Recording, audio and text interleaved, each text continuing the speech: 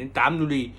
ما انت عامله لله وباسم الولد وتكريما للولد، صح؟ ما اللي يجي واللي ما يجيش عنه ما جاء. سياده المستشار انت تعب نفسك ليه؟ ما تجيبش على بيت ربنا، ما تجيبش في سيره حد بقى، ولا مدحت شلبي ولا ابراهيم فايق ولا غيره. كبرنا بقى.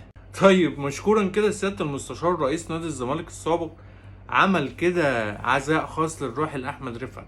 الحقيقه العزاء كمان حضر فيه لفيفه من النجوم، ابرزهم سياده اللواء علاء ميلد والفنانه كمان فردوس عبد الحميد. نعم يا حبيبي، فردوس مالها؟ حضرت العزاء غلط يعني، دخلت العزاء بالغلط؟ طب شربت حاجه ولا مشيت على طول؟ لكن اهم من ده بقى، فين الرياضيين اللي واجعين دماغنا وقلبنا بقالهم 3 ايام ما شفتش خلقه حد فيهم في العزاء؟ فين الرياضيين دول؟ ابعد ابعد ابعد ابعد. انا بسأل سؤال، اين الرياضيين اللي واجعين دماغنا 3 ايام بكاء في القنوات على المرحوم احمد رفعت؟ اين ابراهيم فايق؟ بدل ما كنت تعيط في القناه السعوديه فوق، طبعا فوق دماغنا السعوديين، بدل ما تقعد تعيط في القناه كنت تيجي العزاء، بدل ما تعيط في القناه السعوديه. وانا بقول لك اهو مع احترامي للسعوديه والشعب والملك والامير، حضرتك لم تكن تجرؤ تعمل اللي انت عملته ده في صح من فضلك. كنت منتظرك النهارده انت وسيف والعجوز المتصابي اللي عنده 90 سنه مدحت شلبي، ها؟ ومش عارف ثانيه يا بيه من فضلك، هو حضرتك اللي هتتكلم ولا انا؟ انا عارف اقول ايه؟ وابراهيم عبد الجواد اللي عامل اعلانات واللي مش عارف ايه. كنت منتظر اشوفكم في العزاء، وخلي بالكم انا حرصت في هذا العزاء اقعد بعيد. ليه؟ واحد يقول لك انا مختلف مع مرتضى. لا تبقاش حجه، انا كنت قاعد لوحدي هنا. ما جيتش ليه؟ عارف ليه؟ عشان ما فيش وفاء. فين عبد الواحد السيد؟ فين شيكابالا؟ هما فين؟ فين مصطفى شلبي؟ فين اللعيبه؟ فين زملائه؟ حازم امام. لا حازم امام ولا سيف ولا مفيش حد خلاص. يبقى ما حدش يقعد يبكي لي في القناه او على صفحته. هو العزاء ده كان معمول لمين؟ ليا؟ انا عامله عشان اكشفكم. ده عزاء اسرته. نعم نعم. حضرتك مين بقى؟ ثانية واحدة اتفضل. مش عايزة اتعمل. انت بتشتغل ايه حضرتك؟ فين؟ مين اهل مصر دول؟ طيب يعني يا سياده المستشار كلمتين في الهداوه كده. انت حضرتك عملت حاجه من وجهه نظر حضرتك كويسه، خلينا متفقين. يعني انت عملت حاجه من وجهه نظر حضرتك كويسه، رغم ان الحاجه دي ما اتطلبتش منك. يعني ما فيش من اهل الراجل لان ما هو بالعقل النهارده العزاء الرسمي للراحل احمد رفعت فين؟ في مسجد المشير. فحضرتك ما طلبش منك اي عزاء او تعمل للراجل اي عزاء او تتكفل للراجل باي عزاء الحقيقه. فالنمره دي حضرتك اللي عاملها، عملت حاجه كويسه من وجهه نظرك، مشكورا انك عملتها.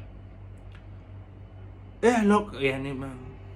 ده فردوس عبد الحميد دخلت بالغلط، ده ما فيش الا مدحت عبد الهادي وعلاء مقلد بس يا عم.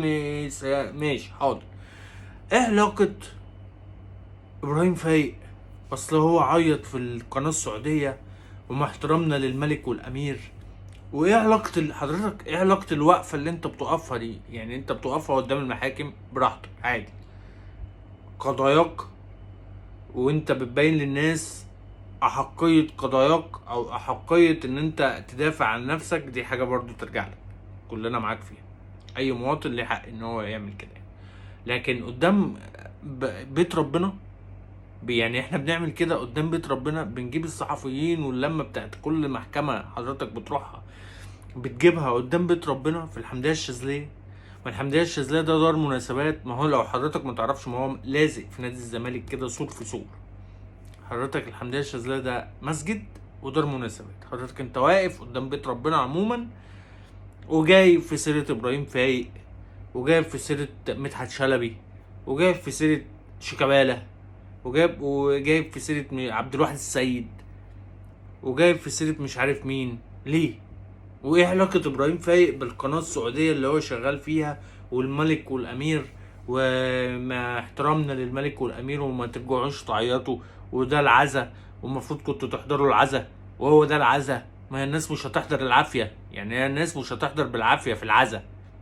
ما هو العزا حضرتك انت اللي عامله، انما العزا بتاع اهل الراجل المتوفي الناس كلها حضرت، من مصطفى شوبير اصغر بني ادم في الوسط الرياضي ممكن يكون دلوقتي، لكابتن محمود الخطيب اكبر بني ادم سنا ممكن يكون دلوقتي في الوسط الرياضي. كل الناس حضرت العزا، انما العزا اللي حضرتك عامله محدش عايز يحضره.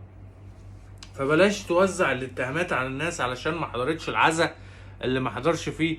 كل احترام وتقدير للناس اللي حضرت العزا بتاع حضرتك اللي انت عملته امبارح، لكن ما تهاجمش حد ما حضرلكش، ما جاش الليله اللي حضرتك عملتها دي، ما جاش لان هي ما طلبتش منك. هما مش محتاجين ماليا يعني، ولا محتاجين ماديا، ولا محتاجين ادبيا ان حضرتك تعمل لهم عزا في الحمديه الشاذليه. وبعدين لو حضرتك يعني بتعمل الثواب، طب ما تتعب شويه يعني، مش لازم جنب النادي يعني. مش عارف يعني، حضرتك لما تعلي صوتك على سور باب النادي حسين لبيب هيسمع مثلا فيفتكر ان حضرتك موجود. احنا كلنا فاكرين حضرتك موجود بسبب الصفقات الفشنك اللي حضرتك عملتها في نادي الزمالك اللي موقوف قيده وموقوف حاله لغايه دلوقتي. علما بقى ان نادي الزمالك لما انسحب من ماتش بتاع مش عارف ايه هو كده يصلح حال الكرة، ما علينا. فليه يعني ليه مصطفى شلبي يدخل؟ ده اغلب من الغلب مصطفى شلبي ده والله. ايه علاقة مصطفى شلبي بعزاء الوفاء اللي حضرتك عامله؟ وفاء مين حضرتك؟ يعني وفاء مين؟ هل الطلب من حضرتك؟ طب يعني ماشي، ما حدش طلب من اهل الولد انك، ماشي، ما حدش طلب من اهل الولد وقال لحضرتك انك تعمل لهم العزاء. حلو تمام. حضرتك بتقول يا جماعه العزاء ده مش عزاء اهل الولد مع احترامنا الكبير ليهم، ده اللي حضرتك بتقوله يعني، ده عزاء للرياضيين. يعني مين في الرياضيين وكلك عن الرياضيين انك تعمل عزاء؟